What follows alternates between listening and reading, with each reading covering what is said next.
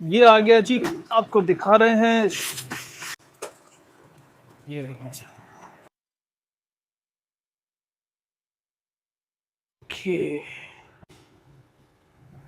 Model focus 10 इसका head है, 11 KG इसका पेलोड है। क्या ब्यूटी है जी इसकी, और ये है made in Italy, life time warranty के साथ। ये है कार्टूनी का फोकस 10 हेड है इसका ये, और बेहतरीन इसका फ्लूइड हेड है। और ये इसकी लेग्स हैं, ये रेड, ये इसका नया सीरीज आया है जो रेड लॉक के साथ है। ये इसका बैलेंस कंट्रोल है, और ये इसकी क्विक रिलीज स्प्लिट। ये जो अभी ट्राइपॉड मैंने दिखाया है ना, ये तो है 11 केजी पेलोड के साथ। लेकिन अगर आपको चाहिए इससे ज्यादा हैवी ड्यूटी, कोई आपके पास इक्विपमेंट है, कैमराज है, तो उसके लिए इधर है, मैं दिखाता हूँ आपको। ये है इसकी वेबसाइट, कार्टूनी एसपी है।